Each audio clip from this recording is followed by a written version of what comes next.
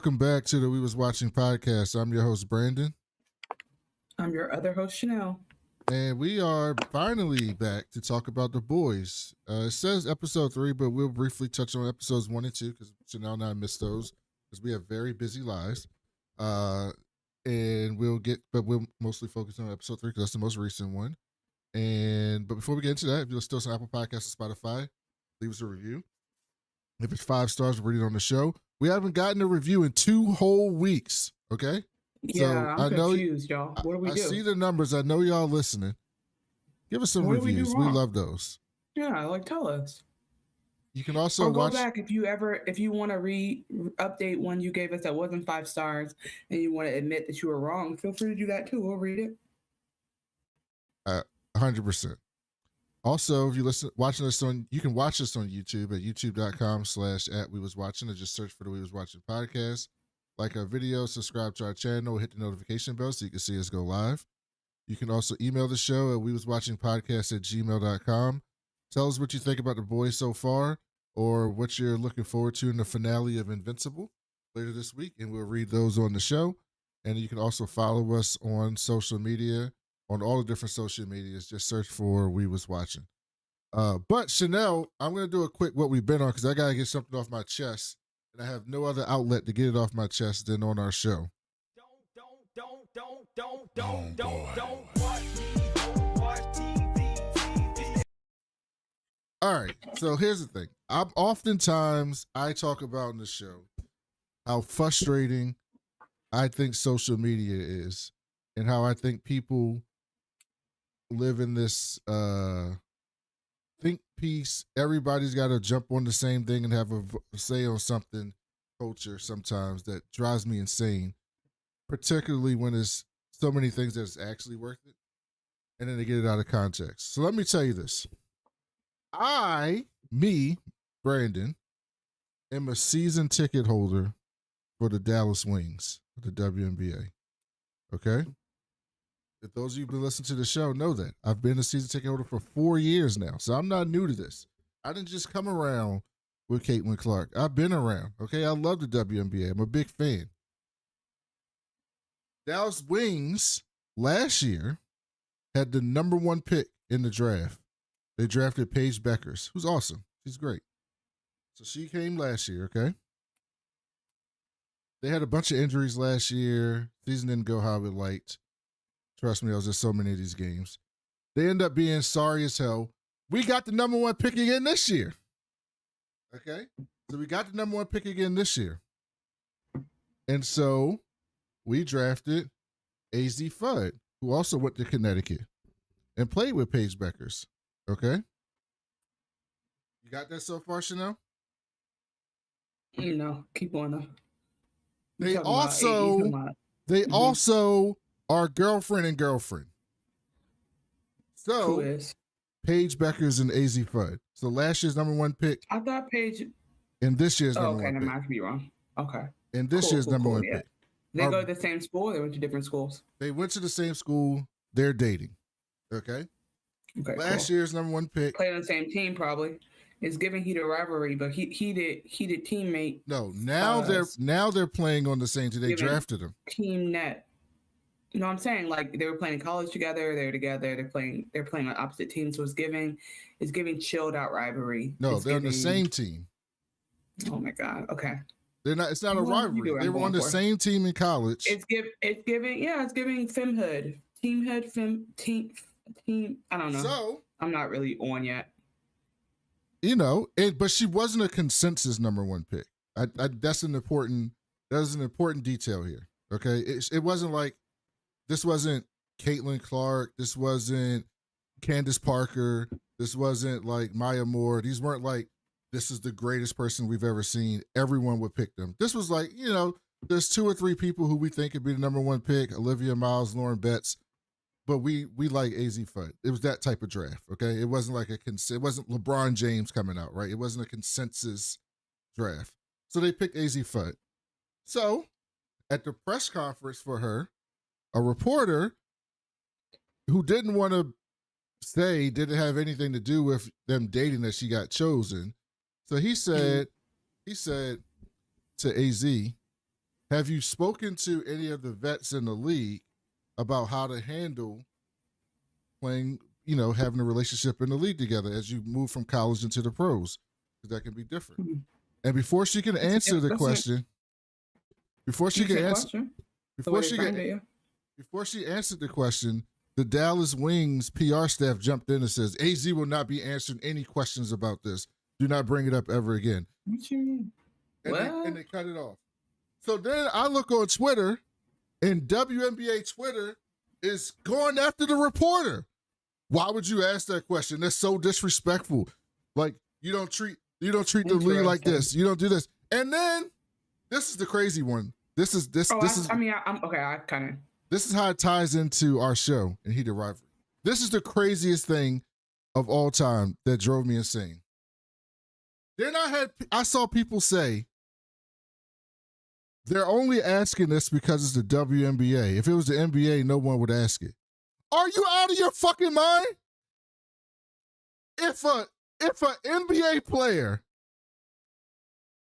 was drafted and then the next year the first pick in the NBA draft was that player's boyfriend and he went to the other NBA team, do you know how big of a story that would be?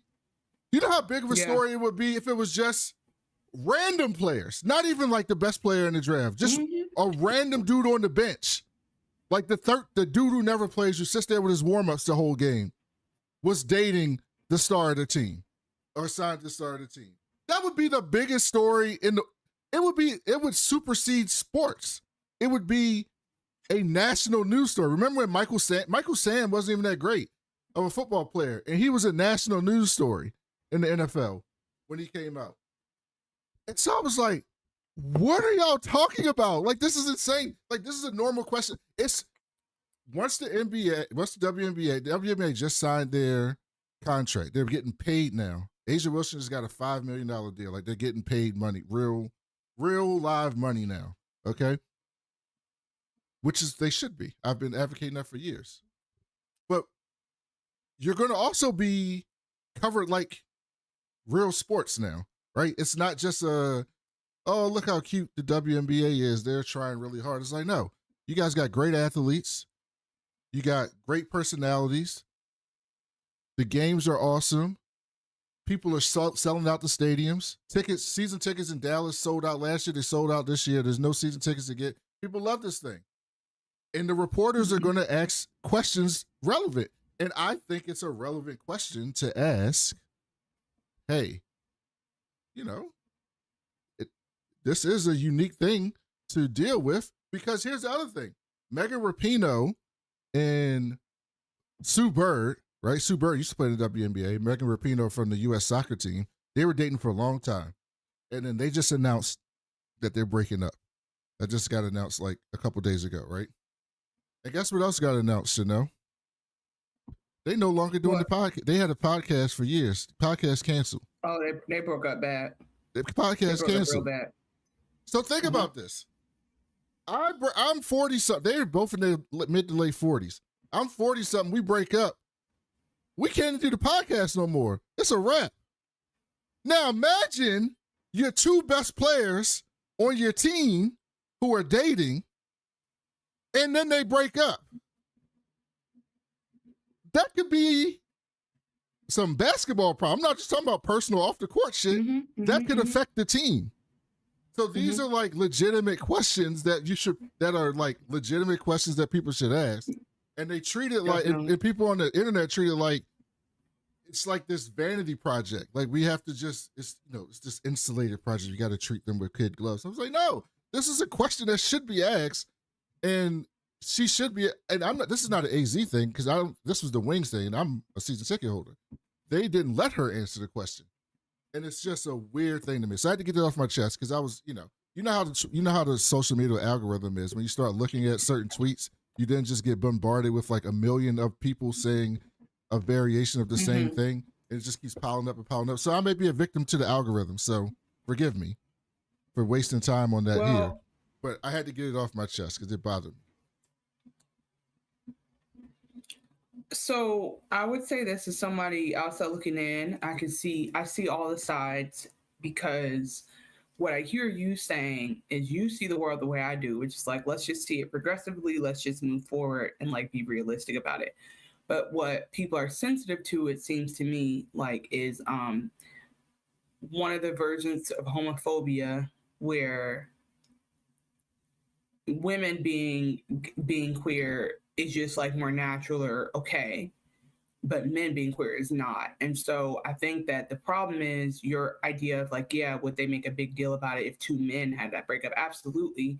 But there's so much homophobia and patriarchy layers between this and this that people can't even imagine that. So it's like you can't take the liberties with the women if you're not willing to do, because that same reporter may or may not be willing to do any work in the NBA to say like, why doesn't anyone go to the NBA and say, hey, the WNBA has been embracing queer players, what do you think the NBA can do about that? Like, nobody's going to bring that up. Somehow that's political.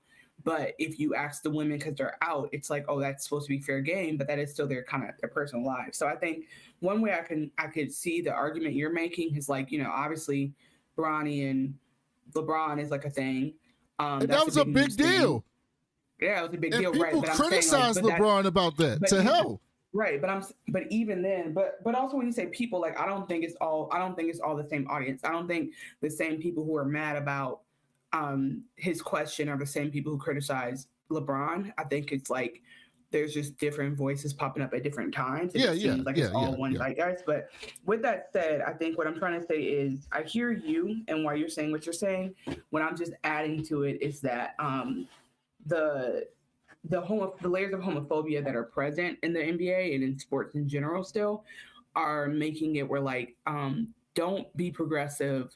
Don't be so progressive on the women's side, but you maintain status quo on the men's side. Like, don't ask me to be comfortable. It's kind of, I see it similar to like Black people being like, well, you got to let white people, enjoy your music, because what are you going to hold slavery against them forever? And it's like, okay, maybe we don't have to be like that regressive, but it's okay to be like, all right, before we give you our culture and you make money off of it, why don't you abolish credit scores?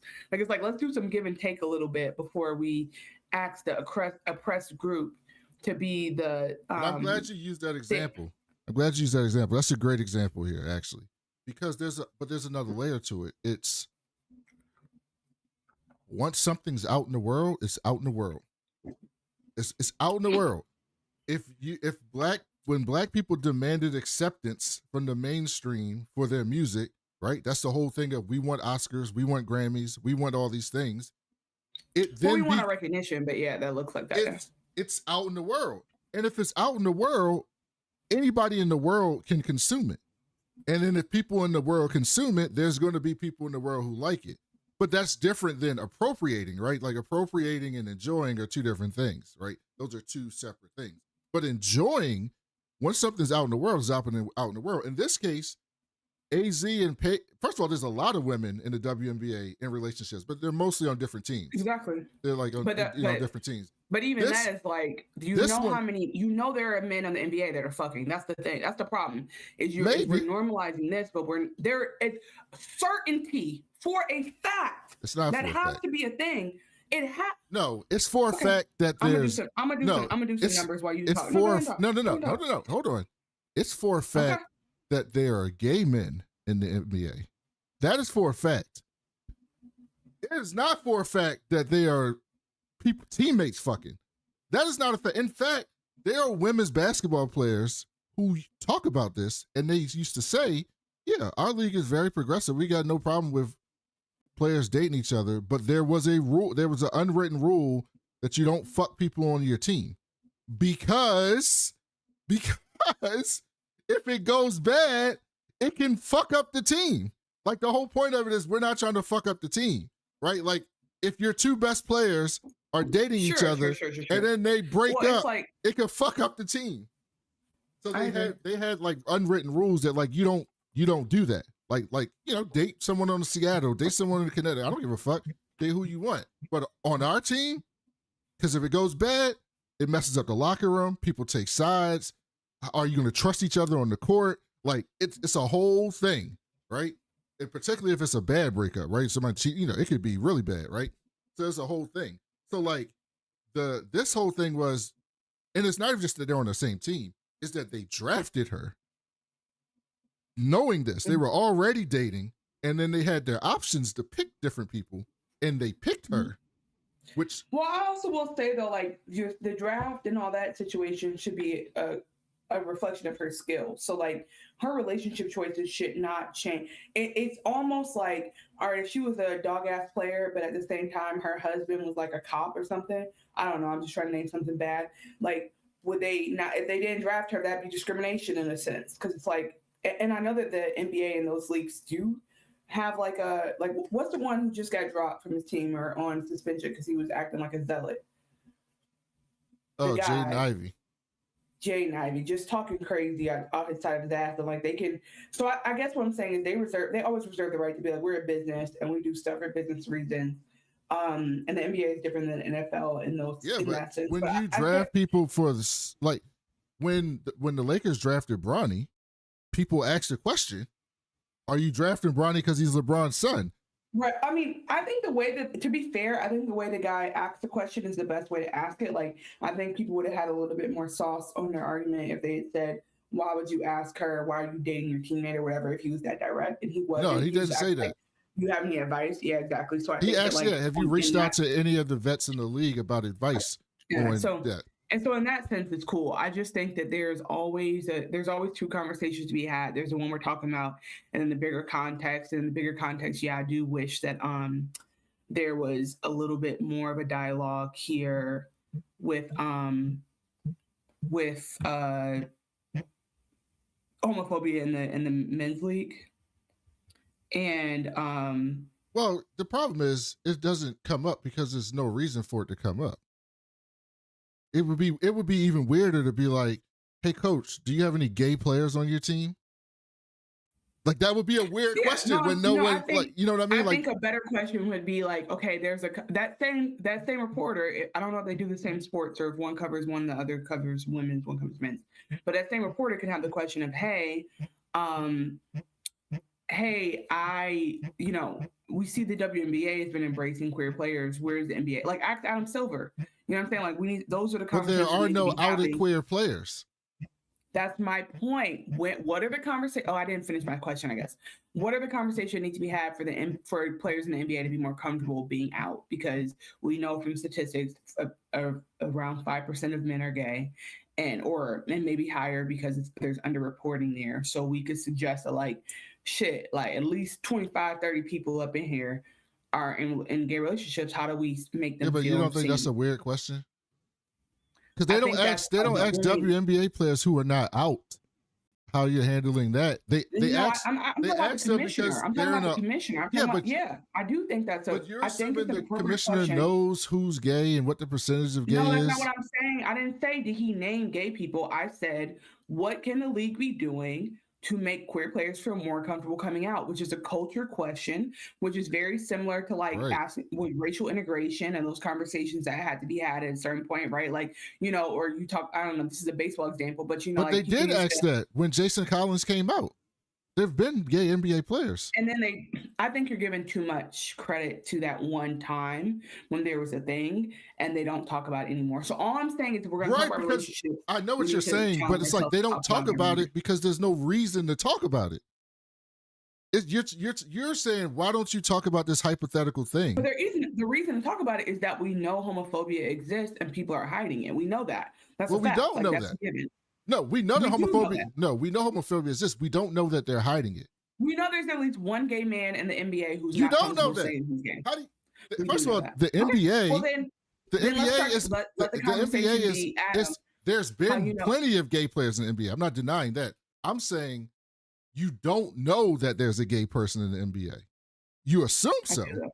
You assume so. I mean, I do though. I actually, now I'm thinking about it. We all know one. There's only 400 people in the NBA. So like we all know one player in the NBA who is queer, and his fight to not admit that has caused a lot of harm. And a lot we don't know that Jared McCain is gay. Is that what you're talking about? The dude who paints his fingernails?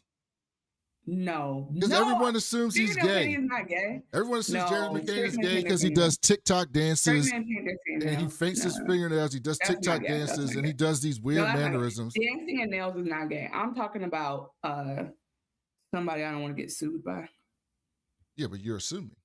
This is the whole point. No, I'm telling you right now, this nigga is queer, Yes. and I'm not, and it's And not. you want a reporter to be like, hey, is such and such gay? How come you won't make it comfortable for them to come out? You know that's not what I said, though. You know that's not what I said. So you're being obtuse. I would say this. I understand that you are giving. That person's not in the NBA, by the way. Was though. That's my point. That's what I'm saying.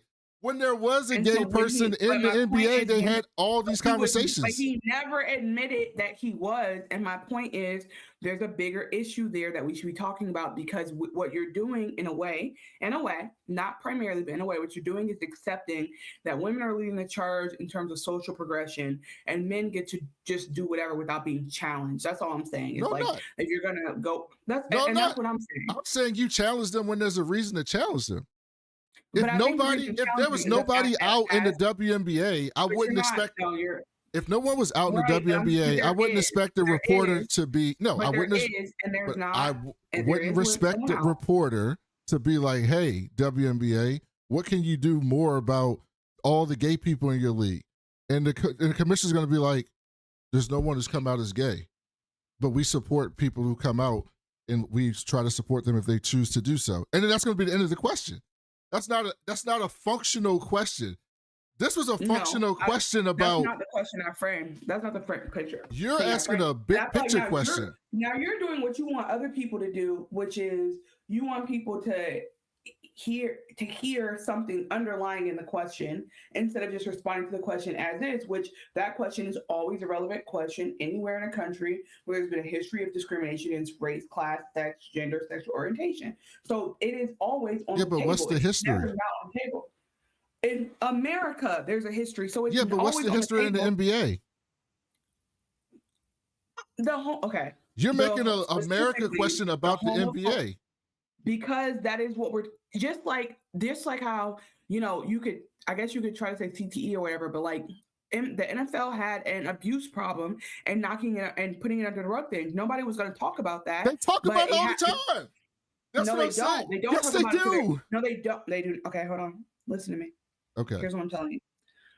There are issues that are bigger. The reason why there was a domestic violence, intimate partner violence problem in NFL is because there's a domestic violence, intimate partner violence problem in America. Yes. In the Western world. And so that showed up in those ways. What I'm saying to you is I don't think it would be out of frame to use this example to keep going here. We've seen this in the NFL, I guess. Say if the NBA was more known for like knocking women in between bed frames. What happens there too? If they went to the WNBA and were like, hey, with you guys acknowledging that they are players in relationships, how do you protect players and make sure that they are being respectful or non-abusive or whatever? Some question like that. Like there, I do think it's within. But I've never seen anyone ask the WNBA. Let me finish. What I'm saying is, I do think it's within the field to frame a question, something that's not happening for the other gender league, because it's happening in the first league. And so it's like, all right, let's talk about this because this is part of the culture now. Men and women are not that different that the women are going through this and the men aren't. So it's like, if this is coming up here, then we can assume that there's some woman on the WNBA who's beating her wife. Like, we can assume that, and we should do something about it preemptively instead of waiting for it to become a thing where it happens all the time. And then now they have a culture around it. That's all I'm trying to say. I hear you. I think you're annoyed about it, and I get that's fair, but I guess I'm just telling you, as a person who has no context here, besides the social context and American politics context, I can understand why people would be upset, because they're like, don't take our progress for weakness, basically. Yeah, but that's the problem I have with this, is that somebody else in the podcast I heard said, people treat the WNBA like it's a cause and not a league, and it's not a cause. It's a league. And so what you just said is a perfect example.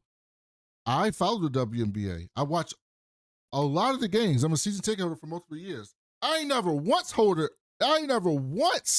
heard a reporter ask that question to a WNBA player or a WNBA official. Not a single time have I ever heard them ask about domestic violence preemptively because there was no reason for the reporter to do that. Reporters don't typically ask arbitrary questions. They ask questions related to the game or the player or the situation that's currently happening. So there was a large conversation about domestic violence. There wasn't a situation. There wasn't nothing had.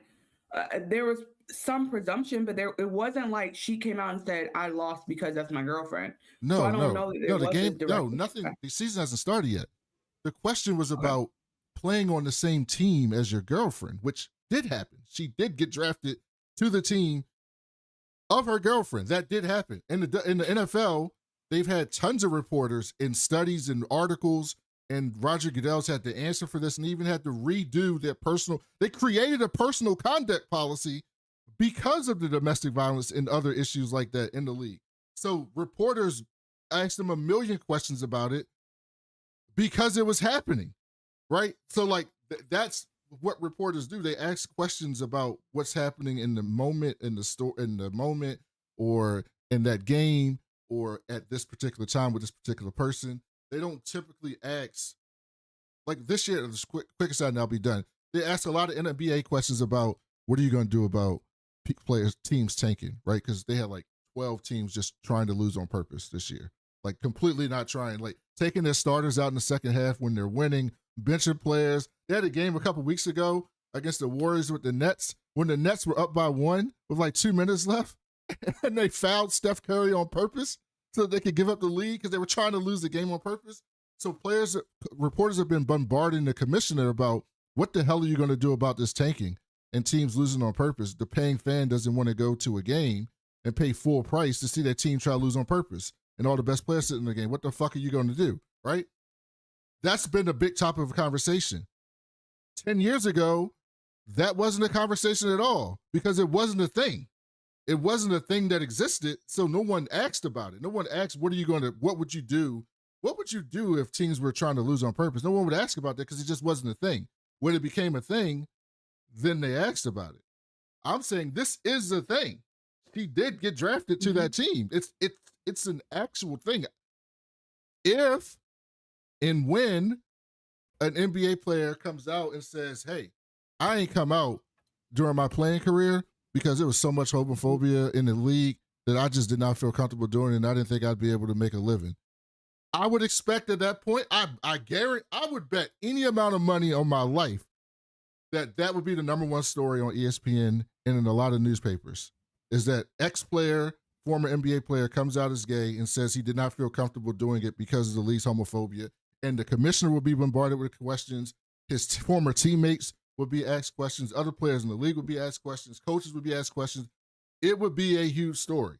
And so the biggest thing that drove me crazy about this was when someone said, well, not someone, a bunch of people were saying this wouldn't be a story in the NBA. Like the idea that this would not be a story in the NBA drove me insane. I know we went way too long. It was just off on my chest. I do agree with you that there is, let me just clear something up before we move on.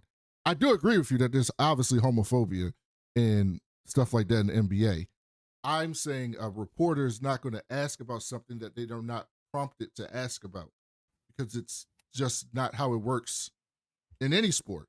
WNBA, NBA, NFL, MLB, soccer, that's just not how it works in any of the sports. They ask questions that are tangibly related to something that's happening right now. But I want to make clear to the listeners and to you, I'm not denying the homophobia or the problem that would exist with players coming out. Although they did handle Jason Collins relatively well, given that was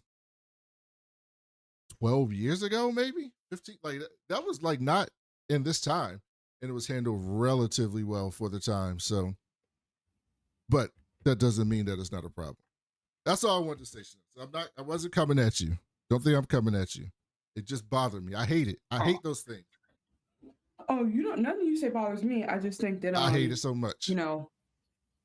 Yeah, it's kind of like saying six and a half dozen. Like y'all are kind of doing the same thing, but for different reasons. Well, what happened with the WNBA you and the people is so many people have come to the league in the last couple of years that weren't fans, right? And so you get terrible fans, right? Like fans that are just assholes to people who are new to the league. And then you get people who are just like coming to the league because they're enjoying it. And so they're treating it like any other league. And the people who have been WNBA fans for, decades, a long time, they're very protective of the WNBA, which I understand to an extent, but it's not going to grow. You can't both want it to stay insular and grow, right? Those two things can't exist. It can't be, we just want this nice, cozy league that only we care about and no one else comes in. It's our little closed club that we get to enjoy and we get to love. And we want these women to be major superstars, make millions and millions of dollars, be on TV commercials and have shoe deals and be on Gatorade commercials and on posters and billboards. And those two things can't exist. Like, if you want the second thing, the first thing's got to open up. It's just how it works. You can't have both. The NBA players wouldn't make as much money if they played in gyms with 3,000 people and no one came and they weren't on TV, right? That wouldn't have happened. So if you wanted to grow, those two things can't exist. I think the thing is that there still has to be a conversation. It's gonna be an ongoing conversation around what that line looks like, because as a not woman, you may not be able to tell us where the line is, and as a non-queer woman, maybe I don't even know where the line is, but it's just like, you have to let people tell you like, what, okay, well, I want to play ball, but still some stuff is too far. And it's kind of similar to like, okay, you work in a space that's like a boys club, but that doesn't mean we need to be at the strip club till 3 a.m. to make me be a better banker. Like, some stuff y'all are doing is not a great, strong culture and needs to be reduced, even if I can be a little bit less like uptight about, sharing about myself at work or whatever, right? Like, I think there's a give and a take, but you kind of don't get to tell the press group how much to give, and then the group that's been making the rules the whole time, like, oh yeah, just take, because they need to give more. So anywho, I don't know what the fuck you just came out with this rant. I was very frustrated. For now, I want you guys to do like how you do me, because whenever I have my random thoughts, which I think are very funny, people are like, oh, this is supposed to be about TV. You guys don't supposed to talk about anything but TV. Just get on and read the notes. That's right. They just tell us to shut up and dribble. And so I want y'all to get mad at Brandon for having a thought about something that has nothing to do with the boys and barely anything to do with heated rivalry. It had a lot to do with heated rivalry. It was very related. That's why I brought it up. I thought I was bringing synergy. This was synergy. Okay, so let's talk about the first 3 episodes of The Boys. How you know I was done? Once upon a time in the projects, yo. Wrap it up, B. Like they said, wrap that shit up, Deanna. You didn't know I was done. I wanted to go an hour. Chanel, what do what did you think about the first? I didn't hear what you said. No, I was pulling my notes up. Wrap that shit up, Your Honor. Wrap it up, B. No, I don't know where that's from. The Wrap It Up box. It was from the lost episodes of the Chappelle Show. He was they didn't say Your Honor, did they? I remember that. That was the context clue. He was in court and the judge was talking and he cut him off and was like, "Wrap it up, B. Wrap that shit up." I do remember that. By the way, that's so silly because Chappelle Show might be coming back. Did you hear that? Oh, I bet it is, because that motherfucker he didn't say, "Oh, actually, I realize now that the same thing that stopped me from making my show before is something I'm doing now against trans people. So maybe I should just give in anyway." That is kind of what he said. That is basically what he said. Yeah, that is essentially. That's almost essentially exactly what he said. Why are you surprised when I got my finger on the pulse? Because that's not what he said, but it's pretty much what he said. Is what I'm saying. He's like, "Oh, I thought I was this hero, but it turns out I've been a trans aggressor, and so they're aggressor against trans folks. So now I might as well make my fucking money since y'all hate me anyway." Oh no, that's not what he said. But see, you didn't hear what he actually said. But it's so funny that you almost exactly said. I saw something what he said. No, that part. I'm saying, did you see what he said about Chappelle's show? No, what did he say? Because you said almost exactly what he said without knowing what he said. He said, I stopped doing the Chappelle show. He's like, I stopped doing the Chappelle show because, he went to Africa and did all that stuff, right? And he said, since then, I've been asked to do it many, many times, and I've always declined doing it because he thought that towards the end of the Chappelle show, that white people were laughing at him and black people and not laughing with the show anymore. That weren't laughing at the show anymore. And he's not wrong. And he said, but the times have changed now, and he thinks that he can put on a show that can get back to the roots of what it was. But that is essentially what he said. That's essentially what you just said that he said about trans people. Because this thing about trans people was I wasn't trying to like demonize them, and then the bad people took what I was saying and made it about them. And I didn't realize it. And I was like, what are you talking about? You didn't realize it. Everyone told you at the time that's what was happening. There were a lot of people who were like, yeah, I don't think Dave Chappelle hates people, but what you're saying is hateful and you're fueling it. So stop it. And no, I'm going to say what I want because I'm a comedian. And then a year and a half later, he was like, you know what? Maybe what I was saying was getting used by the bad people. No fucking shit. So yeah, what you said was exactly right. What he said, it was almost perfectly what you said. Anyway, what have you thought about The Boys' first 3 episodes? Because this is also very political, even though, well, yes, this is also very political. Damn. Okay, we usually try to do a run through of each thing, but I guess we'll have to jump around here. Yeah. If I wanted to do it, I would. But I think we're gonna jump around here, and so I'm just gonna start by saying something really sad that happens at the end of the first episode, which is R.I.P. A-Train. And so what I thought was that they really were giving us. Yeah, there's a zaddy count on this show, and we lost a zaddy. That's a big deal. We lost a fine man, a fine-looking man, a proud black man. No, just kidding. But so we had that loss, and I think that was very sad, and it kind of set the tone for this is a farewell season, and when a show is ending, especially a show like this, they are gonna just kill people to make the point that they want to make in that particular episode. And I think that's what I experienced, because as you know, I don't know what to expect, and I didn't know who was going to make it out alive. But you have A-Train who, like I said, lived long enough to be a villain or die a hero, and he kind of did the opposite, which is cool. He did all 3. He switched back and forth whenever he felt like it. And so, you said it in reverse. I know, but I'm saying he did it in reverse. Yeah, he literally he was supposed to be a hero, but he was actually a villain because the heroes are villains, but then he became a hero against the heroes who are villains. So a villain to the heroes who are villains. And then he ended by being a hero against the biggest villain hero. And he stood up for himself. And I think that was a beautiful ending. And I was hurt and mad about it. And so that kind of set the tone for oh shit, this is really the end of the show. And so I did go back and start doing more listening to other people's recaps, because I did miss a good I don't remember all the nuance. I know that we had I remember the basics, but I kind of literally forgot how.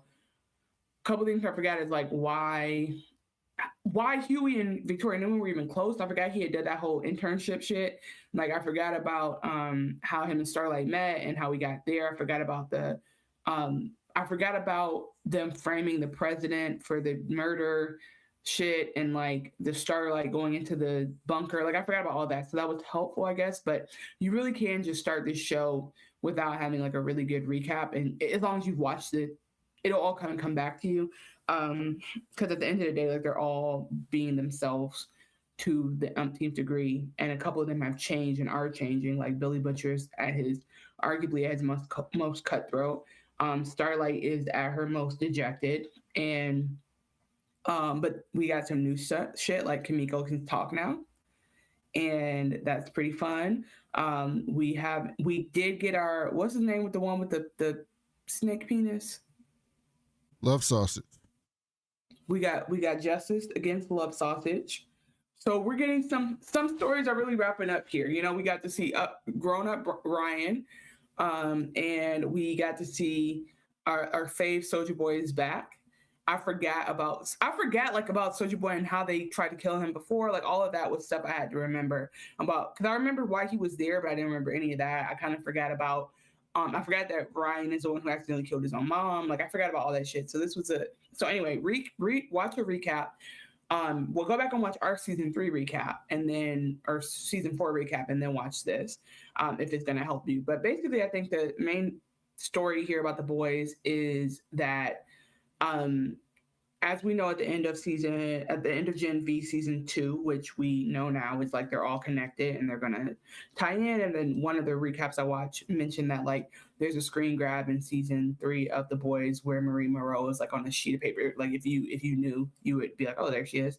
So anyway, as we are dealing with that, we know that at the end of Gen V, the Guardians, the kids, like went and they were like, all right, we're going to do our thing. We're going to lead the resistance and we're going to work together in our different factions. So like even in the first episode, there's mentions of Marie and her crew. And they're in what city?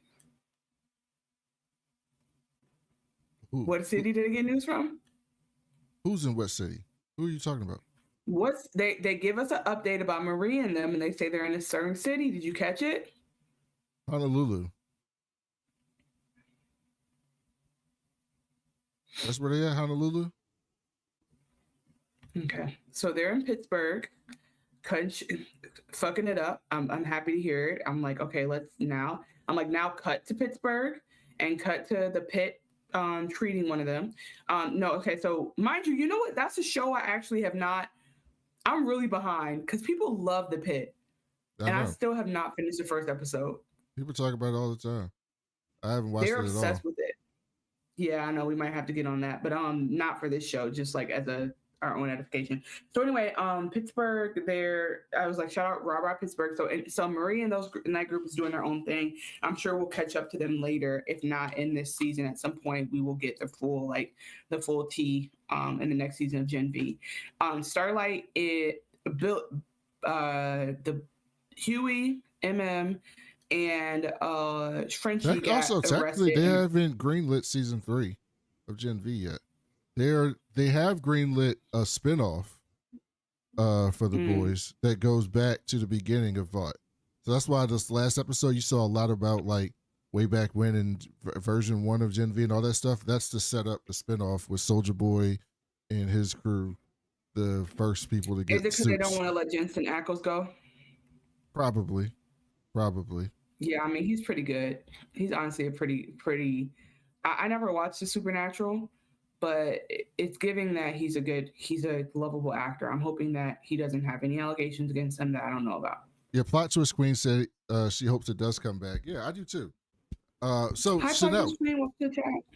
So Chanel, the show has veered completely from the comic at this point.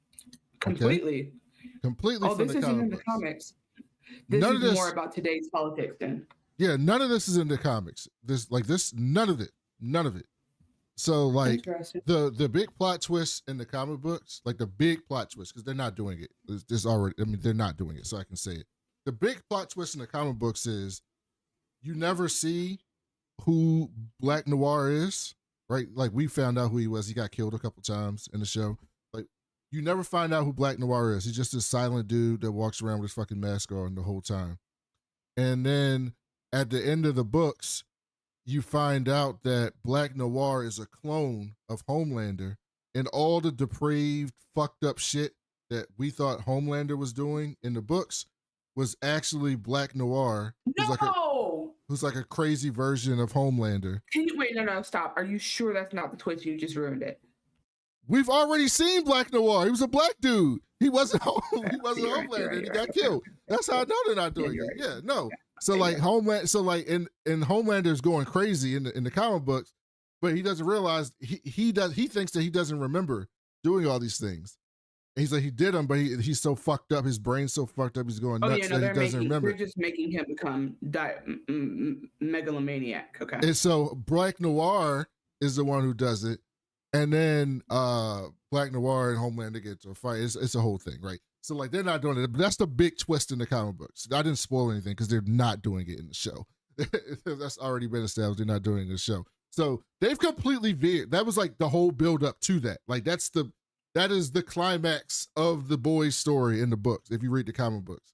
So like they have completely veered from that, which I enjoy greatly because it's making me enjoy the end of the show. One, because of the current commentary, although sometimes it's like too on the nose. Like it's just like sometimes it's like I like a little bit of subtlety. Like, you know, I like when you listen to rap music, right? I like cool metaphors. Like I like the metaphors like, oh, that was cool. This is what he was talking about. I don't like when people say, you know, I like my candles like the sky blue. Okay, that's not very clever. You like blue candles. That's really cool. Like, no, I like cool metaphors that make me think, right? So sometimes I don't like it so like on the head. Like we'll get to it because I know you want to go through different stuff, but there was a part in episode 3 where I was about to say John Carlos Esposito, where what is his name? Not Victor Newman. What's Victoria Newman's daddy's name? Stepdaddy's name. What's John Carlos Esposito's name? Her adopted dad is Stan Edgar. Stan Edgar gives this speech and he's like, actually, the villains are not the worst people in the world. What it actually is money and corporations, because corporations have to make money. And so long after the villains leave, the corporations are still going to make money. I was like, okay, I get what you're saying, but like that's like there's no subtlety to that. It was just you're just talking to me now. Okay, you just went off on the speech to tell me a point that really had nothing to do with the show at this point, to be honest with you. But I get it. So there's a little too much on the nose at some point, but outside of that, I'm enjoying it a lot. And I've read the comic books, the entire series, a few times. And the last thing I'll say, because I'll let you continue, the show is so much better than the comics. It's so much better than the comics. The comics. I mean, there's also the recency of the day. Like everything just hits so well. Yes, but also the comics is very, like, you think the Boys TV show is kind of like raunchy on the edge. The comics is like 10, 15 times it. It's just like shock value. It's just so much shock value in the comics, just for shock value, like for no other purpose than to be like, what the fuck? Like, what's wrong with this person who's writing this shit? It's Garth Ennis, who I call a crazy person. Like, what's wrong with Garth Ennis? What is wrong with you? Why would you put this in a book? Like, this, like Kimiko, right? She doesn't have a name in the comic books. Her name is the female. That's her name, the female. Is she the female? That's her name throughout the whole book. She the female. That's her name. You know, what's crazy about that? It couldn't be the woman. I keep no, not the woman. Sorry, guys. Not the woman. That's the female. It couldn't even be that. It had to be the female. I hate that. The female. Don't refer to people as females if you're listening to this. That is her name. I got distracted about something I need to tell you that I don't know if you know about this. What? Do you know that The Onion is now owning InfoWars? Yeah, I saw that. That's a big deal. Tim Heidecker is one of the funny Tims, is running it, and the website is already amazing.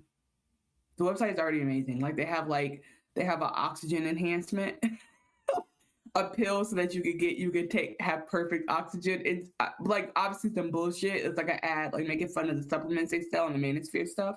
And I'm like, oh, I'm actually into this. Like I could see myself supporting white people news. Speaking of Manosphere, what'd you think about the Deeps podcast with Black Noir? You know, did Black Noir speak? No, he didn't say shit. Yeah, he just sit there. Okay. Remind me what the opening was, because I remember it and being like, "What this nigga?" But because the Deep had his whole, for those who may or may not remember, the Deep had his whole thing where he sexually assaulted Annie and then apologized for it, but then went religious in like the Church of Scientology, like proxy into that wife, and like the reimagination as like a manosphere guy. And now he's it's coming back to me. He was like, what was the thing? He said something so crazy about. Well, by the way, they put out they also put out the entire episode on YouTube.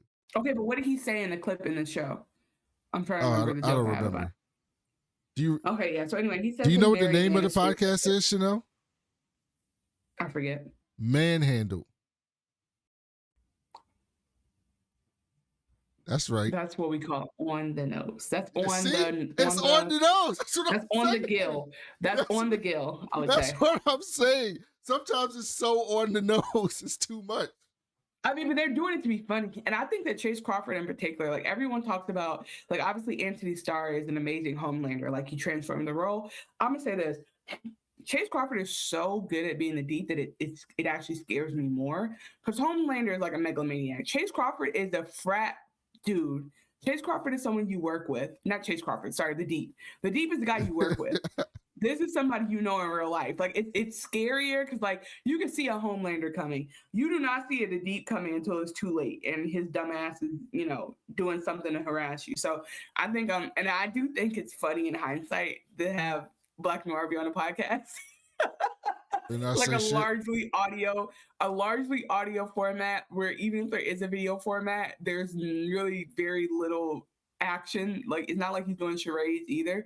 So you just have a silent person on a podcast, which is kind of what I have when I tell a joke and Brandon doesn't laugh. That's the joke. That's the joke. You're the only one who gets it. This joke is for you only. Crip 761 said it's 2 on the nose. At times it is 2 on the, like at times it's 2 on the nose because there's no tact to it. Like I want a little bit of tact. I like my political messages, but give me a little tact. Yeah, I will say this though. There's been tact in there's been protest text for ages. We've always had tact in there. Them motherfuckers was like what they say about you remember the Chris Rock joke where he said like, why do women like hip hop so much? They be talking about bitch ho, and he be like, he ain't talking about me. He ain't talking about me. That's what Republicans been doing forever. He ain't talking about me. They talk about like gulag and they talk about putting people in cages, but I do it, so I'm not the problem. So you kind of do have to be like, hey guys, let me show you exactly what's happening, which is exactly what's happening in the government. And I want you to feel how uncomfortable it makes you feel to deal with it and have empathy for the people you're seeing go through it. And then I want you to ask yourself, why don't you have more empathy for the human beings that actually live in the world with you today? Yes. Just with the mostest, the deep. And sitting next to me is my main man, Noir, who knows how to push all the right buttons. Ladies, watch out. Pause it, please. That's how Brandon acts. That's right. Noir put his arms like that. I'm like, wait a minute. Am I the deep? And are you Noir? Okay, sorry. So he has a, I just need to really pick up on the scene. So start it over. I'm sorry. I need a moment. You get too close and you'll be squirting like Splash Mountain. The OG one, not the woke rebrand, right? No. All right, guys. Welcome to Manhandled, episode 343, brought to you by... Okay, episode 343 is insane. Look at the table. It's a bullseye. It's like it's a reticle. A target. Yeah, that's like, oh yeah, the thing where they track it, for everybody who doesn't know, because he's just a big word. It's like the thing where they track ships with the radar. I do want a manhandled mug. Let's look into that. There's a why does Black Noir have the soundboard? Because that would make sense though. You have the soundboard. You have the soundboard. That makes sense. He's the one who's in charge of the react, because he doesn't talk. So that's his way of that. It's like his little like Stephen Hawking machine. Is that JD Vance talking to the deep? The Church of the Collective. Oh. Yes, that church. Finally got busted. Now, as someone who bravely escaped the church myself. That's the church. Yeah, okay. That's the church that helped him rebrand that he then turned on. Yes. This is personal. That place messed with a lot of good people's heads. Did it, Noir? But like a barracuda, justice swims slow and steady. And this week it finally breached. It's a huge win for justice. I don't remember any of this. What a great podcast. This is good content. I'm actually about to go watch this shit. Don't turn us off to watch that. But yeah, the fish, somebody who's worked on this show for years finally had a moment where they could make some fish puns, and they went for it. They said, this is going to be a whole completely nautical themed joint. Like, we're going to do it. I would ironically watch a podcast, but going back to your point about it being on the gill, it's like, bruh, there are people who watch shit and take it so what? They got Nora. I'm sorry. They That's how got Nora laugh. for the Manhandle podcast, they have a commercial, like an advertising commercial, like podcasts have, Mm-hmm. and it's for manscaping. You know, like Manscaped is on all the men podcasts. Mm-hmm. There's a deep manscaping Manhandle commercial. He would be, but that's what I'm saying. That's why the Onion thing is relevant, because they have and it's like some people don't know they're being made fun of by the people that are making money off of them. So it's like people get offended by these jokes or think they're too much. But like, for those of us who do not interact in that side of the internet, it would blow your fucking mind when you go and see what people are saying and consuming on the regular. It would change your mind, because you would realize like they're into, like when I watch them, I've been looking at Manosphere stuff, like finally tapping into it, because I'm like, okay, this generation is cooked, but maybe our children will do better, right? I'm like, because these kids are done. Let's just go ahead. They're gonna be the foregone generation, because I don't have time to teach them how to read. It's over. It's too late. The pandemic ruined it for everyone. But the new kids have a chance to be better, right? And so there's going to be like like for example, my theory is Gen B, which I guess is what they call it next one. Gen B, my theory would be that Gen B or C would go back to analog. Them motherfuckers might want Walkmans. They might reject modernity and embrace tradition and be like, I'm anti-AI. Like there's so many things that because we know things cycle around. So I like to think that manosphere wise it'll be the opposite, and there'll be like a return to matriarchy. I actually genuinely do believe that, and I think it's happening in some spaces. With that said, the manosphere stuff is really like, it's so intense and aggressive. It's so like bitch, hoe, slut, women suck.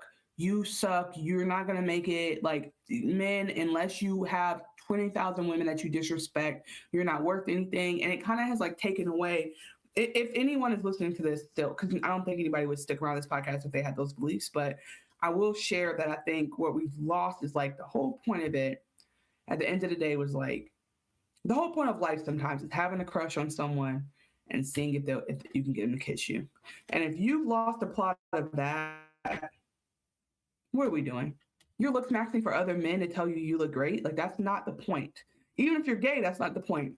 The point is to get out there, live your life, mess up a little bit, get offline, learn things. I say that to me and I don't want to hear it myself because I'm still learning things and it's painful, but like learn things, get offline and like live your life and stop letting the internet tell you how to live, unless it's us telling you to watch our podcast. That's the only thing I think that like is the path. Outside of that, get offline. And this is just a joke or this is real. Make sure you guys go check out Chanel on the Fresh and Fit podcast. Just search for Chanel Creating Fresh and Fit. I swear to God, the way that I would come in, that I would never do it, but the way that I would do it and the way that I would like be so prepared, like I would basically do an Eminem. Like I would be like, yeah, of course I'm white, and my parents are white, and I grew up in a trailer home. I cannot remember the lyrics from the battle, but when Eminem made fun of himself, and it was like, all right, bitch, so I'm gonna make fun of me, so you can't make fun of me. That's what I would do. I'd be like, yeah, of course I'm built like a brick, but let's talk about you, Myron. Like I would just be ready.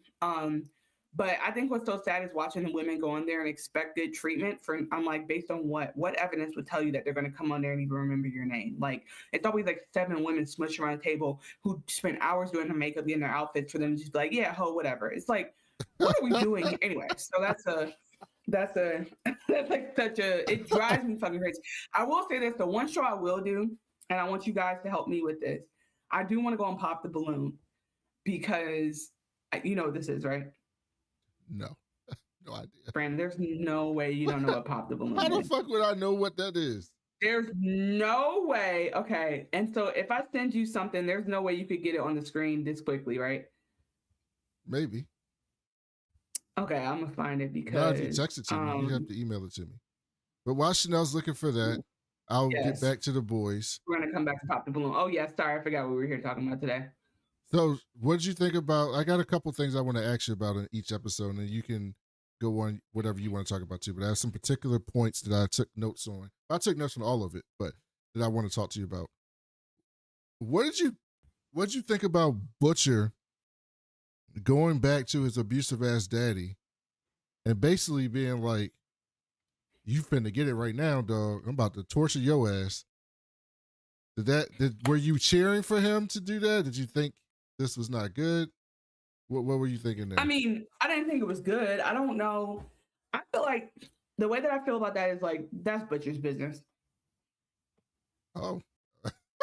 I'm like, what? You know, what am I? I'm like, now I'm not getting involved in family business because if you tell me that the motherfucker tortured you all your life and you had to go back and get your get back, you know what I mean? Like, what's the I ain't bad seen guy's nothing. name on Harry Potter? Voldemort, right? Voldemort. Mm-hmm.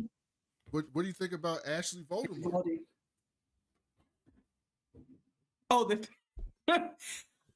okay, so she surprised me because Ashley is trying to do. Ashley's like remembering that she went to Swarthmore or whatever. Like she's trying to do better, and she's her inner dialogue and her trying to push herself to stand up to the seven, even though she knows that like it's kind of futile. Is actually, I think, the kind of shit we need. Yeah, but what do you think about her having that face on the back of her head like Voldemort?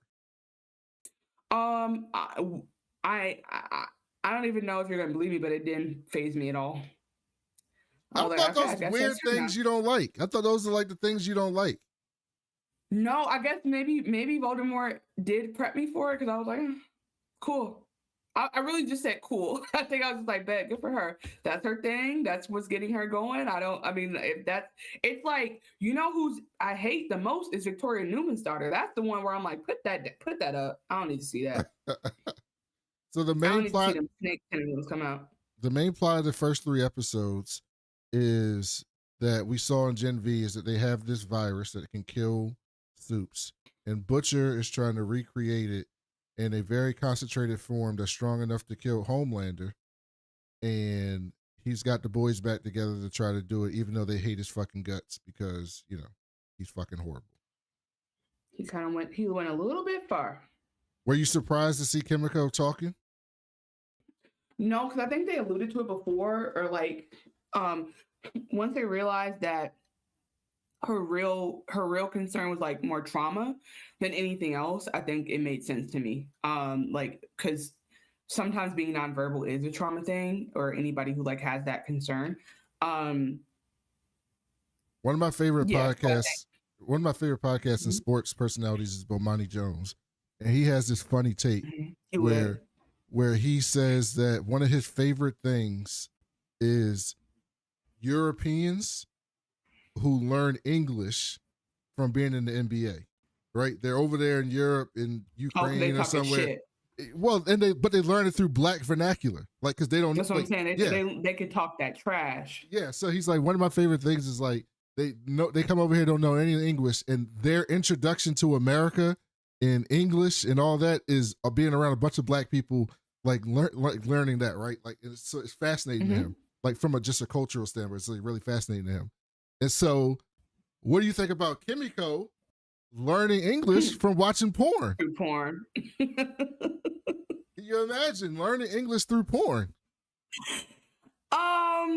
Well, I don't think that I think she's learning sex through porn because she clearly had a vocabulary before we got here. But I do think that is an extremely on-brand decision for the boys. They chose something that made a lot of sense to me as the thing they would make her do. And I think what I enjoy the most about it is when she starts talking like that and everyone's like, they're like, listen, we've been to Herogasm twice.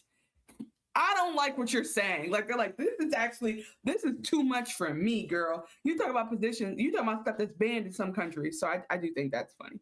I just think it's funny that, like, once I learn how to talk, the first thing I want to do is watch a bunch of porn. You could have watched porn when you couldn't talk. No, that's not what it is. That's not what it is. She wants to get to know. She wants to embrace being sexual with Frenchie because they had all these blocks and barriers before, and now they can talk to it, and now they do admit they love. Okay. Yeah. So now she's like, well, I have my chance to really get it in with my man. So let's get into this. I'm excited about this, guys. Okay, I'm glad you clarified that. That actually makes more sense because I was like, so you learn how to talk, and then you're like, now I want to watch a bunch of porn. Nasty. You could have watched porn, like you could have watched porn when you were doing the ASL. That didn't stop you from watching porn. I agree. I think that what was happening, in my understanding, is that she was struggling with a lot of stuff, not just that. And so now that some of those barriers have gone down, we see her like embracing a lot more shit.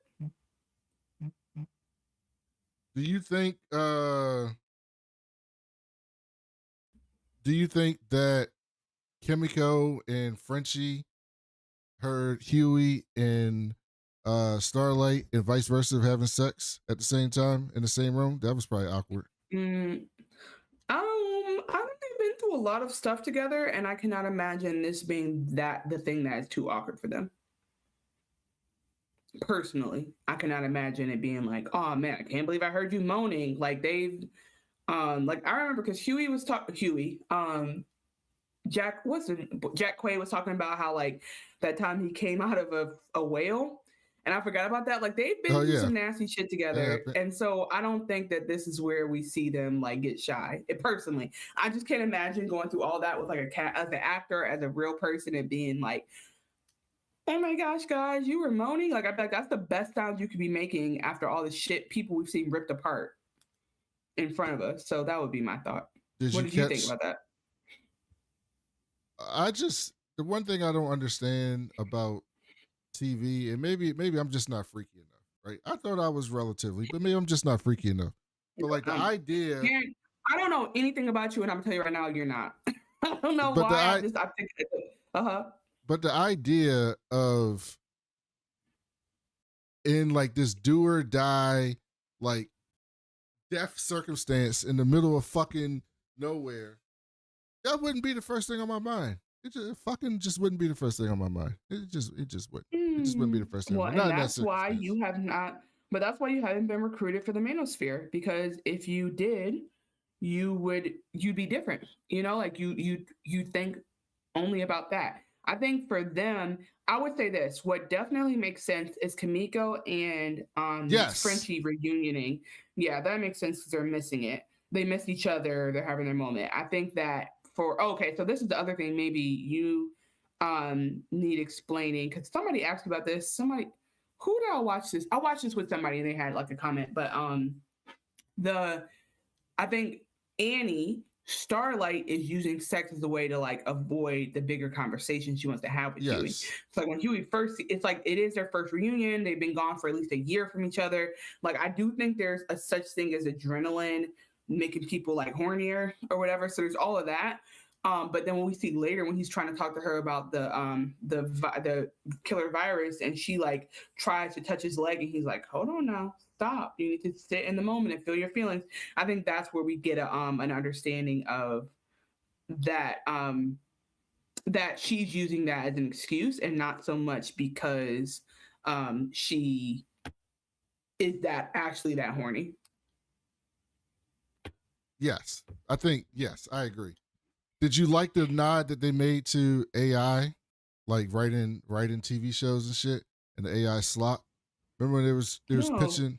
You didn't catch that? Mm-mm.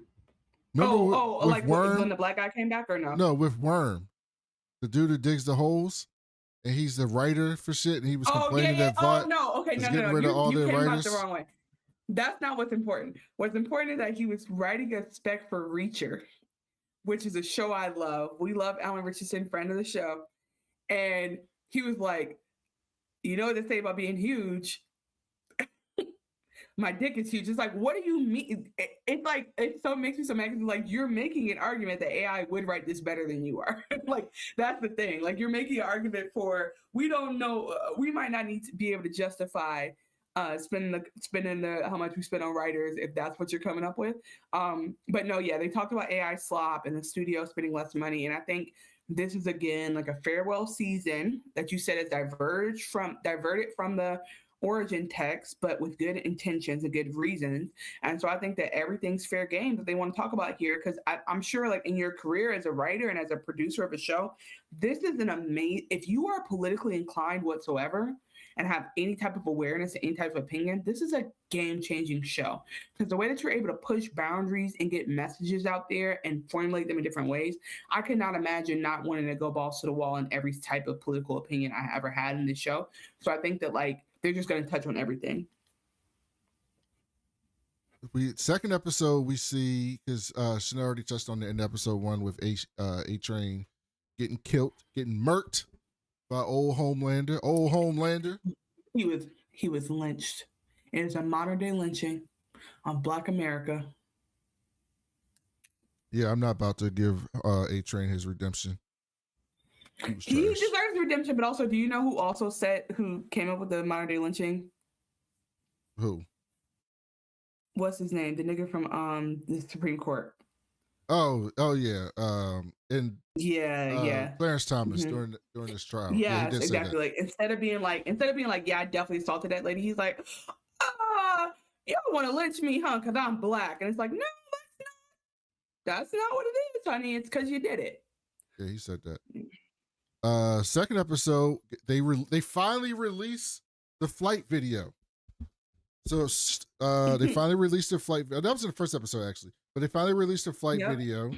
And because Annie is doing clandestine shit, she's sneaking in as a dancer to like infiltrate. What'd you think about Daveed Diggs being a prosperity pastor? Oh Father is a crazy name. Putting them together when it's like he's clearly it's giving, is he gay? Like I don't know what this matchup is. I didn't know who that was, to be honest with you, so I wasn't that excited when I saw him. You don't know who Daveed Diggs is? Tell me. You never seen Hamilton? Oh. You never seen Blind Spotting? The fantastic movie. No, I haven't seen that.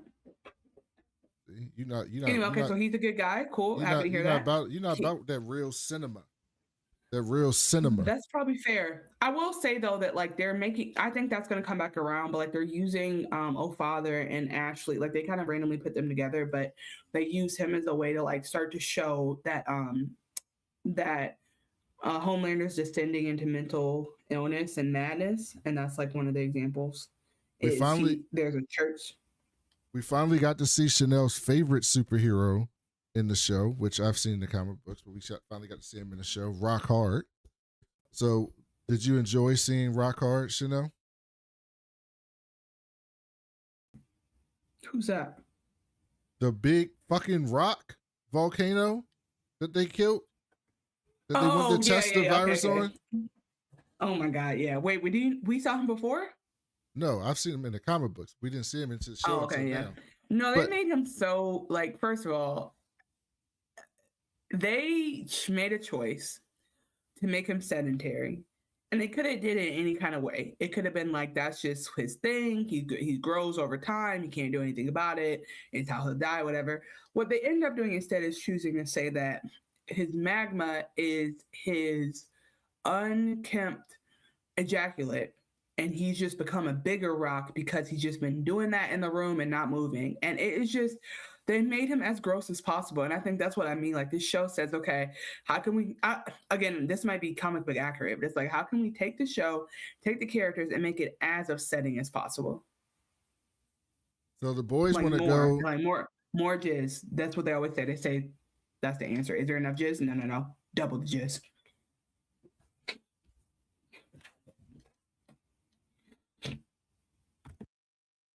So the boys want to go to the Teenage Kicks headquarters and test the virus out on Rock Hard because he's super powerful.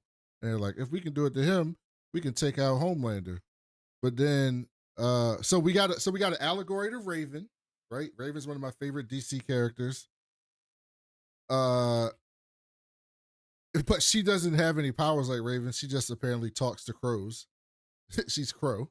And so they go there, and then Butcher, in the meantime, realizes that Homelander decanted Soldier Boy and sent him after him. And they're like, oh, fuck, we can take out Soldier Boy with this shit too. 2 for the price of 1. That shit even better, dog. And he had decanted him because he keeps doing this thing where he kills people and then goes, why does everyone leave me? And so he has this like fantasy about his dad coming there to support him. But of course, Soldier Boy comes off the ice and he's like basically calling him the F word and being a terrible father, very bad father figure. And Soldier Boy also becomes very suspicious of Homelander and his motives. Yes, because Homelander, by the way, we didn't say this, is losing his fucking mind. Okay, Yeah, he's no, I going did say that. insane. He's starting, like we see it at church. He's starting to have visions. He's seeing like, what's her name? The lady that he killed that used to run bot, who was like a weird maternal figure. He had his like his memory, his mammophilia. I don't know if that's what they call it, but his like obsession with breast milk or whatever. So she's coming back to him, and she's like rationalizing his descent into evil, maniacal, like madness, basically. Yes. Megalomaniac, I think would be the best way to call it. He's becoming megalomaniac. He's like, and he's been doing this slowly but surely, right? Because the whole idea was, like he said to Annie one time, I like to be loved, but if I'll take fear instead. That's a-okay, dandy for me. My girl Sage is trying to get all this shit in check, but like she's losing control because mind you, Homelander's losing control. Soulja Boy calls her Cleopatra Jones. Yeah, because all his references are like before the 70s. I know, it's just so stupid. Because I'm like, of all the people, like he just used. I guess I'm just saying that one thing about the boys that is funny is the way that they're sexist and racist is so consistent, and it's written so funny because it's like the truth is in real life, most of the times racism, sexism, homophobia are not funny. But I think that there's something about like laughing through the pain of making the kid like it's like a Al Bundy. No, it's fun. No, hold on. I'm not gonna let you say that. It is oftentimes funny. It's just not good. I think it's funny when it's like secondhand. It's funny when it's secondhand. I guess it's like there are some people who just really do hate people of color or really do hate gay people and so it's very hard to know like the difference between the violence and the way or there are comedians who do jokes that are intended to be funny and they're not that funny because there's something missing there. So I don't know why, but I think it's because like you're allowed to laugh at it because these are characters in the story, and because in real life, if someone had those views, I'd be like, ha ha, but you are actually going to do harm in some way because you're going to be more okay with people being violent than you realize because you already have these views. So I think that's why like it's funny because it's not real. Like that same exact thing from from somebody high up in the military, I guess to give it like a real life example would be terrifying. Because what do you mean you see a black woman with locks and call her Cleopatra Jones? You're just so racist. You know that you're not someone who should have adjacency to nuclear codes. But yeah, and still that's what we see in real life, and it's not funny in real life. Soldier boy, over here. Soldier boy, right here. Soldier boy. Soldier boy, thank you so much for taking a moment. It was Brandon, you know what I realized we need to start doing? What? We need to start playing like music during this. So we need to start playing like chirping or like birds, whatever. That's the way to not get framed, apparently. To not get clipped. Yeah, because I've been watching other stuff and people just play like other they play like duty-free music over it, and I think that's technically like transforming it. But anyway, you guys, if you're watching it now or watching it right away, you're gonna watch it before this gets blocked because we are picking up on the algorithm, baby. This is only 40 seconds. No, I'm saying play it. Homelander, I'm just letting people know if you ever come back to our stuff and there's like a big chunk missing, it's because YouTube said, "Bitch, who you thought you was?" and they came and blocked it. To your son. My dad taught me never to admit paternity because it fucks you for child support. What does it mean to you to be on the 7 with your son? Alleged son.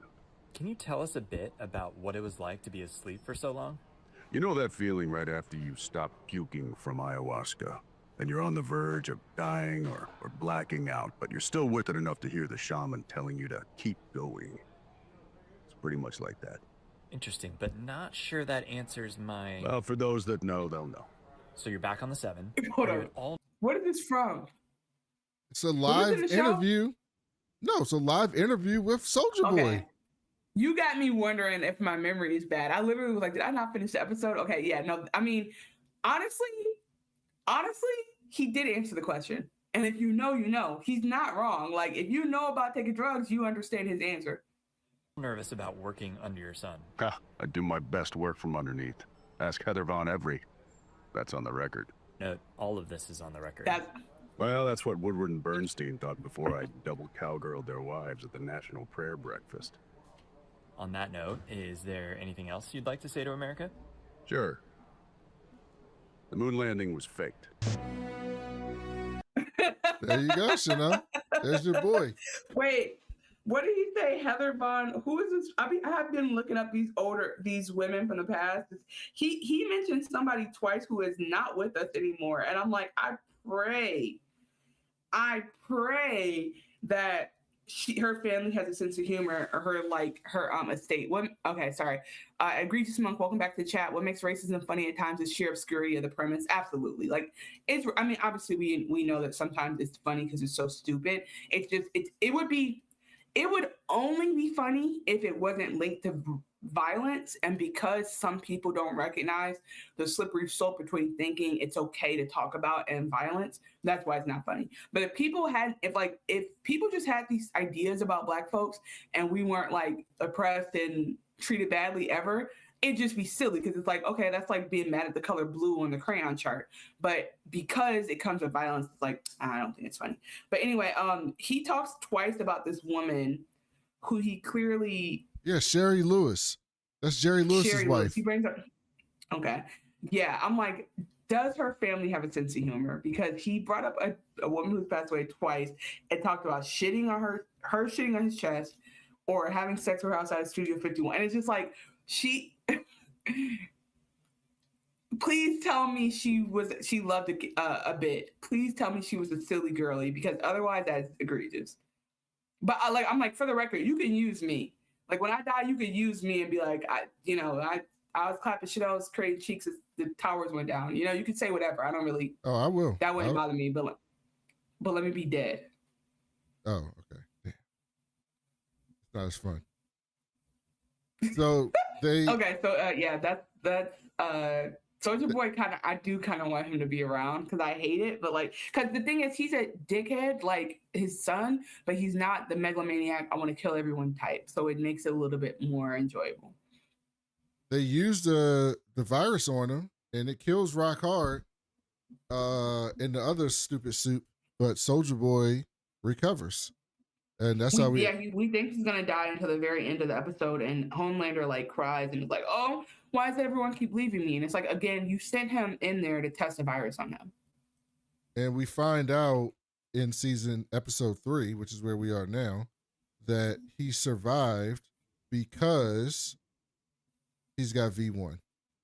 And what I mean by V1 is he has the first version of the serum that made suits from way back in the day, which has a different makeup than the new one, and the virus is designed to kill the people with the new one. Yeah, he has cocaine. I mean, he has Coca-Cola when it had cocaine in it, basically. He had the OG formula. So this becomes a thing where both sides, the boys and Homelander's crew, are trying to get their hands on some V1. Oh yeah, because remember Samir, Victoria Newman's ex, and her man, and then her widower, and then the father of her child is still there, because Butcher's been making him make the virus so that they can go after him. So they're discovering it all together, with Frenchie also obviously leading, like, scientifically. When Soulja Boy gets back to 7 Tower, Homelander's trying to pretend like, oh, I'm just so glad you're okay. Like, Dad, I just want you to be cool, man. I ain't had no problem with that. And Soulja Boy sees right through that bullshit. He realizes that. But with that said, though, I think Homelander is, though, so messed up that he does not think that he should be blamed for what he did. Like, he feels like he didn't want his dad to die, but he'd rather his dad die than he die. Yes, 100%. So now they're out to look for the V1, and Annie meets up. Also one more thing I want to say that's important here is that when he was killing A-Train had like a heroic ending, because he was like, I don't know what the fuck I was so scared of. You're just like a weak kid, and I was so scared of you, but like, now that you're killing me, I realized like you were never worth being afraid of. And so he has a really good ending, and I think that there's something to be, if we know anything about like his psyche, or like, you know, as his psychological profile, people standing up to Homelander like this is potentially one of the only ways to like psychologically affect him. And I'm not saying he's not gonna get better at dealing with it. I'm just saying, like, it does make a difference. And so when he's talking to his dad, he's talking to Soulja Boy after everything happens, and Soulja Boy says all this mean stuff to him. I was hoping that plus the 1-2 punch of the stuff that A-Train said. Like, I'm hoping that also is starting to get to him in an effective way. Like, I can't be sure, but I feel like people are starting to crack through. Like, okay, yeah, we've all been scared of you this whole time, but like, you're not as you're only scary because I don't want to die. You're not scary because you actually matter. And so anyway, Right. we'll see if those words sting. So with Marie Moreau's help, they catch up with Stan Edgar, and they're in his bunker. Yeah, because she like the idea is that she like sends him a message, and so that's the same bunker from the end of the last season, Gen V season. And we see Zoe, and we see Maverick, Translucent's kid, who remember who Huey blew up by sticking a bomb up his ass. Yeah, but he also I forgot why he did it, because Translucent caught Huey on his first mission when he was leaving a bug in the office, and so he would have definitely killed them. And so, like, not to say his daddy deserved to die, but it is it was kind of like a justify, like, this is one of the first casualties of the war. And so anyway, I just say all that because Huey has guilt about it, obviously, but it was good for me to remember why. Like, his dad was technically an agent of darkness. Like, his dad was going to rat on him and they would have been dead. And the whole point is, like, to get to the king or queen, I guess the queen you can call Homelander, to get to him, or I guess Sage would be the queen, he would be the king in chess talk. You got to kill the pawns. The pawns have to be captured. Like, some players got to go down. So I hate to say it, but it's like he was a casualty of the beginning of the war. So Zoe's down there, Translucent's there. Stan is basically building his new, Teen Titans and shit. So they start looking through some files about Vought, and Kimiko and Frenchie was like, all right, Butcher's got this thing that can like fix redacted files so you can see what it says. So let's go back to the crib and we'll look that out. And the rest of y'all stay here. But at that point we see that that the Deep is in his Tesla Cybertruck rolling with Black Noir, the fake Wolverine, and the woman from the girl from the concentration camp, and they are riding. Yeah, the girl who I remember just now was in the security facility that Lamplighter was a nurse at, and escaped when they were going after Lamplighter. So I didn't remember that was where they came from. But she has the squeeze them ability. Like, basically, if she looks at you and does this, she can blow you up. And so they're trying, and they're all like, "Oh, Homelander asked me personally," but Black Noir, because he care about his boy. He brought the Deep along. He was like, "Yo, Homelander didn't ask you, but I'm gonna bring you along because you're my boy." Because look, he's a homeboy Hall of Famer. Yeah, the Deep has been. The Deep has been trying to impress him because he had this interaction with A-Train where A-Train was like, that he's just using you. And as soon as you get me, he's going to have the Deep he's going to have Black Noir get you.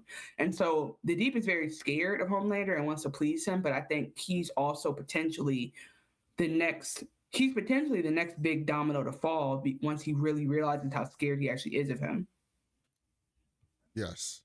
Then we get this insane scene, with Homelander visualizing Madelyn Stillwell as like a heavenly angel coming through the clouds, talking to him, telling him to like rip people's babies out their wounds and set people on fire and take back the world because you're the chosen one and you're going to do this.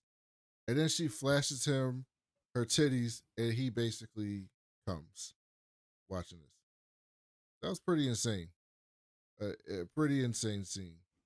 And so now he thinks that he's the chosen one. He's got to get this V1 so he can become immortal because, mommy breast milk told him to do that. But, and yeah, like his hallucinations, but also like that makes sense because as a megalomaniac, that's all he cares about is like living forever. He even later when Ryan comes, which spoiler, but Ryan comes later and he's like, "Oh, hey, son, don't you worry. I know I was putting a lot of pressure on you to be just like your old man, but instead I'm just going to kill you and I'll just become invincible and then we won't have to worry about that." Like, so he's definitely lost the plot, Homelander. So milk is a big thing in the comic books, but not for this reason at all. First of all, in the comic books, all of the boys have powers. Huey has powers. Kimiko has powers. Really? Has powers. They all have get powers. Frenchie or has powers. Yeah, they all get have. powers, Yeah, or they're like on their own, like kind of like when they took the Temp V, or is it like yeah, they but they started have out as permanent suits? powers. No, they didn't start out as soups. They end up getting powers, all of them.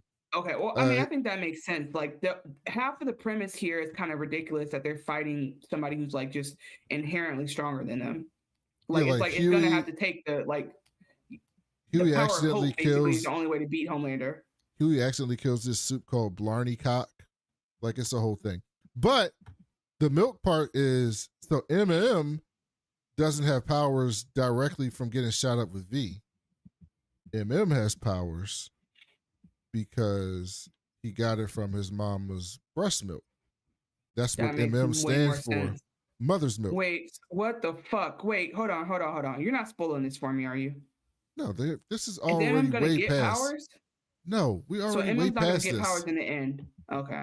Yeah, no. In the story, he has powers from basically the beginning because he got it from his mama's breast milk. That's why they call him Mother's Milk, So why they keep the name the same if they weren't going to keep the premise? And a lot of people try to about- go to his mama to get the breast milk, and she's depicted as Big Mama's house type mama.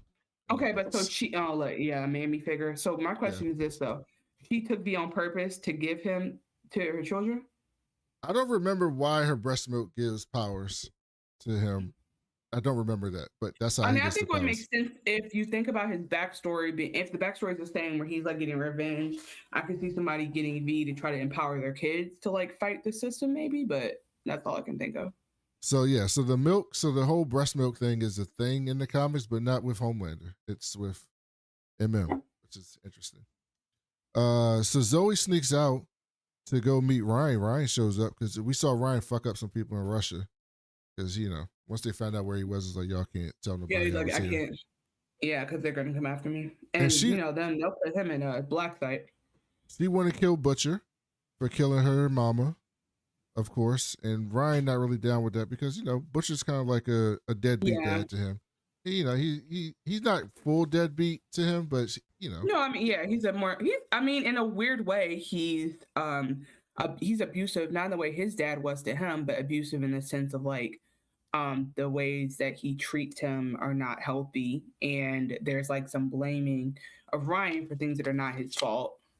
Adultification, all those things. So yeah, but they have a complicated relationship, but I think that she does not understand that, and also she has a very like simplistic, I just want to kill whoever killed my parents thing, which only calling it simplistic because like isn't that the plot of everything, like the revenge plot? But that's what she's on. And Ryan's like, no, I don't know how I feel about that. And she's like, well, fuck you then, and goes back inside. And then we see that Butcher was there the whole time listening because he wants to talk to Ryan. And he's very manipulative. His whole thing is he's trying to convince Ryan that he's the only one that can stop Homelander. He's got to take him this fucking virus. And he's got to unalive himself to take out Homelander, and that will save the world. Very manipulative shit. While this is... But I think what I'm confused about is like, it almost is like his story, his plan does not have to go that way, by the way. Like there's a way, I feel like there's a way to do it that's not that. Like I know there's a way to lure him in, but I guess he's saying like you have to be in the blast radius, like there's no other way around it maybe, but it is a lot. It's a lot to ask this kid, and it's a lot to ask this kid without any real certainty around it. Also he does that thing, like he already was a bit of an asshole already, but I think the V is like, as we see, the V has definitely changed his personality and fuck with his brain. But like his like when Ryan asked him about it later and he's like, well, I just told you that so that you would do what you need to do. Like I just manipulated you. It's like he's really being very fast and loose with this child's life. And I'm not saying maybe there's not an argument that he deserves it because he's killed people, but I think it's a Marie Moreau argument where it's like he's killed people on accident, not understanding the strength of his powers or trying to stop someone from hurting someone and he'll kill someone else. So I don't think that Ryan is like a villain like that where you have to treat him this way. Also, the central premise is that Homelander's the way he is because he had no parents. He was raised in a room. It's giving 11. It's giving Henry. It's giving Vecna. And so it's like if you don't have those maternal instincts, or you don't have that care from your parents, you would turn like Homelander. So it's almost like Billy and Rachel, or whatever his ex-wife's name is, and her mom, Brian's mom, really were right. Like the only thing that can really help make him human is people caring for him and loving him. And I think we do still get that, because Ryan without listening is like goes after his dad, and Homelander's basically like, all right, I guess I gotta kill another person I love. The reason why, and at the end, Butcher finally catches up to him and try to go help him, and he's almost dead. I actually thought he was gonna kill him, but he almost doesn't kill Ryan, and he like caresses his face very lovingly. So Butcher does care for him at the end of the day. He's just really struggling with all this stuff that's going on. So that's why Butcher's such an interesting character, honestly. Yeah, so then Kimiko and Frenchie go back to the headquarters, and Zoe sneaks in the car with them, so they didn't know that. She gets in and she sees that her daddy's still alive, and she ends up telling her daddy that Homelander... She's like, oh yeah, fuck all this, because y'all told me my dad was dead. I saw you kill my mama, and you wanted me to move past it. And so this is when I did actually feel for somebody. Like I was like, yeah, let her go, because they did her very wrong. That girl got V'd against her will because her mama was trying to be a hero, and her mama turned on Stan Edgar to try to save her. So she got V against her will. She has a crazy power that I would not like as a little girl. I'm sorry, it would scare me to have snakes come out of my mouth. And then she thinks both her parents are dead because of these people, and it comes to find out both her and her father did not know the other were alive, so that they can manipulate them into getting Homelander to die.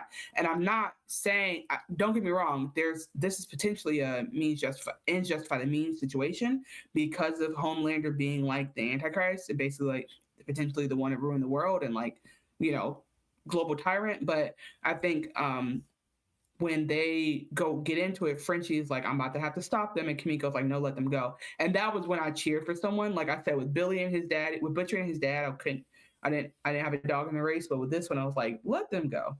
Y'all did a lot. She tells Samir everything. And he's like, fuck this. And they start destroying all of the viruses, because he's under the impression that Homelander killed Victoria. But now he knows it was Butcher. And so Frenchie was about to shoot him, and Kimiko was like, no, they don't need to become like us. Let them go. And so he lets them go. Meanwhile, Homelander's telling Sage, hey, dog, whatever we got to do to make this shit, we can do. We need to run tests on motherfuckers. We got concentration camps. Start testing them motherfuckers. I don't give a fuck. Yeah, he literally is like, Vought Pharmaceuticals, stop making Adderall. We're going to just go full on and making this V1. Butcher gets back to the base. He's pissed that they don't have the virus anymore. And he wants to fight Kimiko. And Frenchie steps in and was like, you hurt her. I'm not making no more shit for you. Might as well just kill me. Yeah, like, what are you talking about, bro? Like, we done. Yeah. So Butcher backs away. We can't just end fight. You know what I mean? We gotta relax.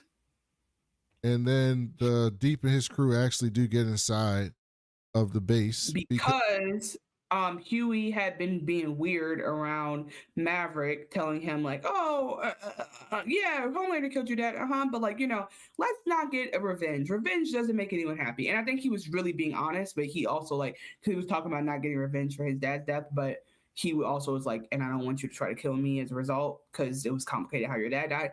Long story short, they tell him, and he's like, oh, fuck no, and literally gives them the keys to the castle. Was like, yeah, go fuck them up, because he wants his revenge. So it was a very interesting thing to send out the one person who was not. They sent him out because of his like ability to be invisible, obviously, but they didn't know that the hound dog nigga was there, the one who has the sniffing techniques. They didn't know he was there. And then second, so he could smell him in his Axe body spray that had like been like a whole thing the whole time. Like he said that body spray reminded him of his dad, and so it makes him. It's like that was a very random detail that came through later to secure a plot hole around him being invisible. So I did appreciate that. Anyway, they tell the one dude who has the least loyalty to the group. They send him out, and so he ends up letting them in. They get in a big fight. Cindy ends up killing Maverick. But because he's invincible, Starlight thought it was Huey that got blown up. So she snaps Cindy's head. And then she realizes that Huey's still alive. And she's done. She's just like, I Wait, can't who's do this no invisible? more. Maverick. Invisible. I thought you said invincible. Okay. Invisible, yeah. Yeah, And I mean, so- she's having a whole like crisis of every time she has a feeling she can't handle it. And it really is interesting. I'm not sure how I feel about this in the terms of if this makes sense. It's like someone who was religiously repressed and went through like the showgirl circuit. If this makes sense, or if this is just them trying to make her like a darker character now because of what she's gone through. Like, I'm not actually sure. So I have to rewatch these episodes and see how and update my opinion on her. Well, no, what's happening with her is she had to do some really dark shit during that time that Huey and them were captured. Yeah. And she, she's different now. And so she No, I know flies the she's fuck different away. now, but I'm saying her saying, I care too much about you, I gotta go, is like, where the fuck is that coming from? Like, I think that's a I'm not convinced that that makes sense for her character arc to me. So I have to just get back to y'all when I think more about it. And then leaving, they got Stan Edgar, but the Deep wants to get all the credit for himself, so he drops a smoke bomb of some sort in the car to make Noir and Stan Edgar pass out. He throws Noir out the car and then drives his Cybertruck back to 7 Tower. And this is why and you know what? If Noir, I mean, I feel for him, and I'm not gonna make it racial, but you've been thinking everything's cool. That's your homeboy, and then look, he turns on you for his career. That's sick. And he puts he brings Edgar to Homelander, and Homelander now has Stan Edgar back. Homelander's, mind you, is having like an episode while this happens. He's like seeing something that's not there, and like hearing the angels, the what's it called? He's hearing the chopper sing, and he looks up and he's like Stan Edgar, and he literally is like, oh, that's what he needed from his delusions to tell him, hey, the birds don't sing is what I was trying to reference. I did it wrong. He looks up from his hallucination and is like, oh, I was just thinking about killing everybody. Then you bring me Stan Edgar so he can give me the virus. So clearly it must be meant that I actually go through with this and do some crazy shit. So that is where he goes with it. That was the end of the episode. That's the end of the first 3 episodes, guys. So we had a good time recapping this. Thank you guys for joining us. We did hit y'all up with a little bit of WNBA drama in the beginning. Hopefully you enjoyed that. Please leave us comments on Spotify, meaning like in the show. You can leave us comments on each episode or send us a 5-star review on We Was Watching. On We Was Watching's Apple Podcast page. I had neglected our DMs for a hot second. So hold on. Somebody messaged us. Jacqueline had messaged us and said that, well, first of all, Jacqueline wants us to watch Beef Season 2. And also asked if we were watching Euphoria. And I don't think... Are you watching Euphoria? Do you watch that? I am watching Euphoria. I do watch it. Interesting. But I don't think it's for us to watch. And then Callie had something on our DMs about Yasmin, and if we think that her character, it made sense on what she did at the end of Industry. And basically I shared, because I was so late with this, but I shared, like, I think it's definitely a turn for her. I think it can track depending on how they want to make her what they want to make her turn into, but I also think it could be an easy plot device to turn her into something evil and terrible for the end of the show. So yeah. So we'll be back at the end of this week, probably at some point, to do the finale of Invincible, and then we'll just be on one show for the foreseeable time, talking about The Boys. So let us know what you're thinking about that, and what you're excited for with the end of Invincible.